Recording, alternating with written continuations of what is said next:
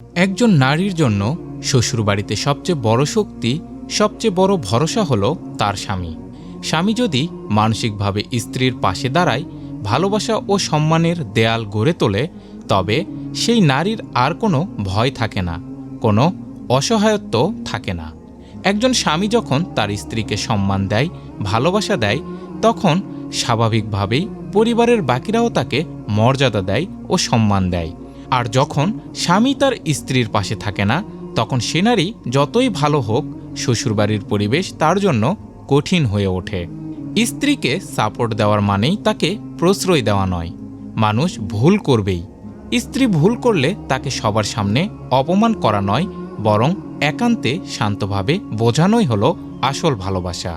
দাম্পত্য জীবনের ব্যক্তিগত বিষয়গুলো বাইরের লোকের কানে গেলে সমস্যা মেটে না, বরং আরও জটিল হয়ে যায়।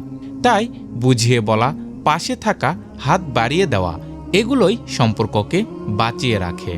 প্রশংসা একটি ছোট শব্দ, কিন্তু এর প্রভাব বিশাল।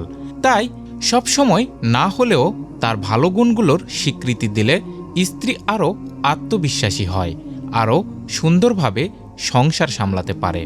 আরও জরুরি একটি বিষয় হলো বন্ধুত্ব। স্বামী স্ত্রীর মধ্যে যদি বন্ধুত্ব না থাকে, যদি মন খুলে কথা বলার জায়গা না থাকে, তবে স্ত্রী নিঃশব্দে দিনের পর দিন দগ্ধ হয়। একজন নারী যদি স্বামীর কাছে আদর ও সম্মান না পায়, তবে শ্বশুরবাড়ির কারো সাথেই সে স্বাভাবিকভাবে মানিয়ে নিতে পারে না। এটাই বাস্তব। একজন নারীর প্রথম, প্রধান এবং সবচেয়ে নিরাপদ আশ্রয় হওয়া উচিত তার স্বামী। সেই স্বামী যদি তাকে মানসিকভাবে সাপোর্ট দেয়, তবে শ্বশুরবাড়িতে আর কোনো সাপোর্টের প্রয়োজন হয় না। মনে রাখবেন, সংসারে স্বামী স্ত্রী দুজনই দুজনের মানসিক ভরসা। সুখে দুঃখে একে অপরকে বোঝা, সম্মান করা, গুরুত্ব দেয়া, এই সবই সম্পর্ককে মজবুত করে।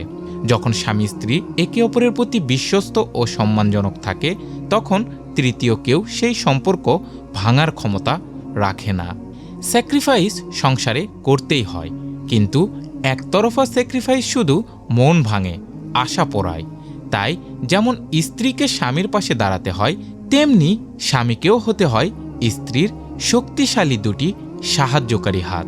কারণ যে সম্পর্ক দুজন মিলে ধরে রাখে, সেই সম্পর্কই টিকে থাকে সুখে, শান্তিতে আর ভালোবাসায়।